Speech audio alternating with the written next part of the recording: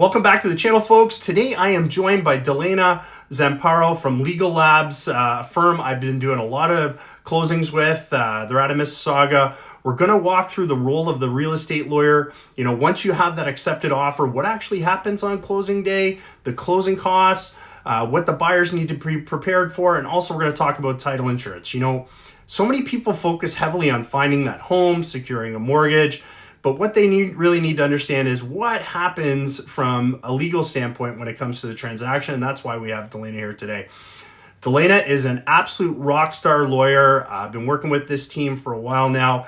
They focus on corporate, commercial, real estate, franchise, and leasing law, and she brings her own entrepreneurial perspective as a longtime business owner herself.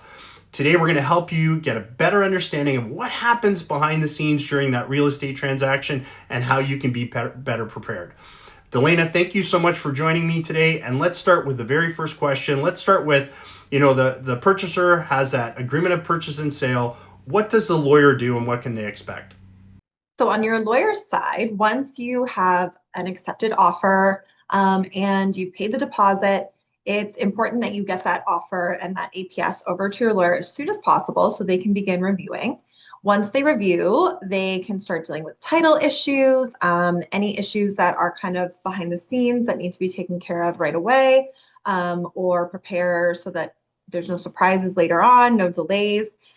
So we, as lawyers, we review the APS. We see anything that each party is responsible for, deliverables. We'll note anything that needs to be included in the transaction and then pull title right away just to make sure that any of those surprises are dealt with right away. Anything on title is really, really important to be aware of from the outset and make sure that any deficiencies basically are highlighted and starting to be considered from day one. So that's what we do at the very, very beginning. Some things take significant time to review, so it's important to engage your lawyer as soon as possible. Sometimes there's a status certificate involved. So for condo units or for sometimes townhouses can be condos, depending on the structure of the property and how it's managed. So there can be a status certificate review condition, and those are really, really quick, usually only a couple of days. So it's important to get that over to your lawyer, the status certificate, the APS, so that they can begin reviewing and that you can be in a position to waive that status certificate condition as soon as possible. It's important that your lawyer reviews that status certificate because a lot of things in there can be something that will impact your decision on whether or not to purchase the property. So because it'll have that impact, it's important to be aware of them from the outset. Then once we have kind of the condition waived in terms of the status certificate, we've done our initial review, your lawyer will start doing due diligence searches and they can prepare, on the purchaser side, your lawyer will prepare a letter of requisition to the vendor's counsel, and that'll deal with just any matters affecting title. So it could be things like removal of nosies, review of any instruments that are on title and that are going to stay on title post-closing. Review of easements, so they can review those with you as the client, but also make any necessary requests to vendors counsel. And we never wait until a requisition date to discover those issues. That's why we pull title from the outset, because it's really important to have those items in mind and to start dealing with them as soon as possible. So our firm typically tackles this right from the outset as soon as we get the APS, just to understand the full scope of any issues involved. This can also include tax arrears. So tax arrears are really common, especially in the market today. And so in those cases, for example, a solicitor's undertaking would be requested, promising to use the closing proceeds to pay off those tax arrears so that when you, with a holdback of funds from the transaction, so that when you take title to the property, that tax bill that shows up in your inbox is not a hefty one. It's only for the taxes that you're responsible for, and it should be free and clear. That was so informative. When I pre-approve my clients, I send them a report that shows their estimated closing costs. But what happens from the lawyer's standpoint when it comes to closing costs? So in terms of closing costs, these are typically outlined on the statement of adjustments and the trust ledger or the full financial package that a client receives from their lawyer close to closing day. So the sooner that can go out, lawyers like to send that as soon as possible so that a client can prepare all of the funds that are necessary to arrange for the closing. So, for example, you go to the bank at 5 p.m. to deposit the funds that we need for the next day. Sometimes it can take a little bit of time for the money to move around. So the sooner the better. So we like to get that out to all the parties in advance just to make sure everyone's ready for closing day. So some things that you might see on that trust ledger or on the statement of adjustments would be on the statement of adjustment side. That's basically going to be the purchase price of the property, any deposit paid by the purchaser, that's all going to be shown on there. And then any adjustments for property tax, adjustments for, let's say there's someone renting the property and you're assuming a rental property, or let's say there were contracts that you were assuming for the property. This is typically more on the commercial side. But basically anything up to closing day, we want to be accounting for, because that would be obviously the vendor's responsibility to pay because they were the owners of the property at the time.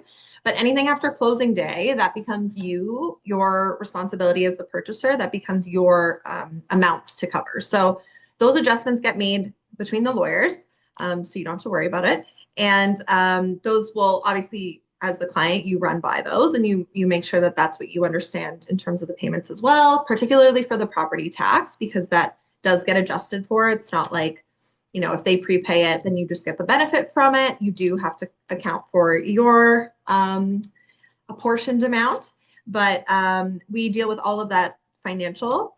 And then basically that'll bring us the balance due on closing. So with that balance due on closing, we take that, we put that aside, we have that number in mind. We see how much is coming in from your lender on the mortgage side. And then we see if there's any additional amounts that you might need to bring in. So it's not always just the balance due on closing that we have to worry about. So we take that number, we consider it, but then we also have to consider who's paying land transfer tax, title insurance premiums, your legal fees. So all of those things get broken down in the trust ledger. And that's where all the amounts will be outlined that your lawyer will be paying on closing day on your behalf. So that will include the land transfer tax, the title insurance premiums for sure, and then any additional amounts that might need to be paid out on closing. So as first-time home buyers, there's an eligible kind of like a rebate where it's the land transfer tax rebate up to $4,000 that you get as a first-time home buyer. Now, it depends on the purchase price, how much of that $4,000 you're actually eligible, and your lawyer will handle all the forms and behind-the-scenes paperwork to determine that amount. But it's important to note that you may think you're a first-time home buyer, but there may be exclusions that will result in you not being able to claim that $4,000 rebate. So for example, if you and your spouse are buying a property together, your spouse has owned a home before, but you're a first-time home buyer, typically you are going to be excluded from from claiming the rebate. So it's important to note to your lawyer your situation, and they can help you, fill out the forms and make the necessary determination as to whether or not you are eligible. But those are basically the typical like closing adjustments or closing costs that you need to be prepared for. Awesome. Thank you so much. Very informative as well. Now can we talk about what happens as the client gets closer to that closing day? What should they expect? So further along in the transaction, closer to closing, what your lawyer will be responsible would be receiving mortgage instructions from the lender, making sure that the security package they put together is reviewed with the client, that all the documents are signed and reviewed with the client so the client understands their obligations on the mortgage side, and just prepare all necessary items that the lender requires in order to advance the funds that we need on closing. So on the actual closing date, the lender or lender's counsel will arrange for those funds to be sent into your lawyer's trust account. Your lawyer will have those funds, and then they may have the additional funds that you brought in to close the deal. And then they handle all the payments and disbursements that need to go out that day. So that can include, obviously, the closing funds to vendor's counsel. It can also include paying off any amounts that you've agreed to pay off, paying the land transfer tax, paying the title insurance, which I'll talk about in a little bit. But making sure that everyone who needs to get paid gets paid in order for the deal to close. Once those payments are sent out and all the money is properly received where it needs to go, the transfer gets registered in your name. So it goes from being the vendor's property to your property. And that deed is something that gets registered online now. So we've advanced a little technology wise and we can do all of that online. It won't be an actual deed that's printed out on a scroll, a very fancy scroll, but it's something that gets stored online and that there's access to it through TerraView. And then you get provided a copy with that after closing. All right, the last thing I want to talk about today is title insurance. Can you chat a little bit about that and why it's so important? So I spoke a little earlier about the concern with title issues, which is what your lawyer is primarily concerned about. And this is basically your ability to assume the property free and clear of any issues with ownership, and protecting your right to that legal ownership of the property. This can include like fraud, title defects, arrears, survey issues, boundary disputes, permits. So anything that might impact you as the purchaser post-closing with respect to legal ownership and the legal status of the property. So as your lawyers, we do all of the due diligence that we can to make sure that these items are not of concern for you. We typically deal with this at the requisition stage, but in the event that there's any title defects that don't get discovered for whatever reason, if there's post-closing issues that pop up, we always have our clients obtain title insurance. And title insurance protects against these concerns or these issues if they were to arise post-closing, to make sure that you are not paying the consequence of these issues.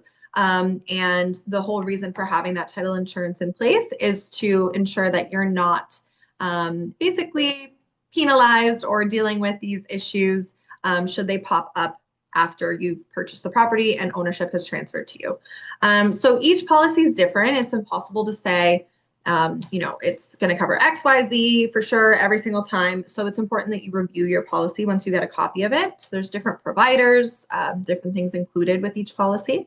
But reviewing your policy, knowing what your rights are, knowing what you can claim and what you're protected against is really important because you are paying a premium for it. It does form part of the closing costs, and it's important because it can protect you against some really hefty bills or some really unpleasant surprises down the line if things do pop up later on. So that's why we always have our clients get title insurance. Delana, thank you so much for taking the time to join me today and help break this down for everyone. I think conversations like this are really important because, buying a home can feel very overwhelming, especially for first-time home buyers. And understanding the legal side of the process really helps people feel a lot more confident and prepared. We covered a lot today: the role of the real estate lawyer, what happens as they approach closing day, some of the closing costs, and what the buyer should expect. We talked about title insurance. So if anybody has any other questions or wants to chat with Delana or learn more about Legal Labs, I'll put all of that information in the show notes below. Thanks again for everybody for watching. We'll see you in the next video. Bye for now.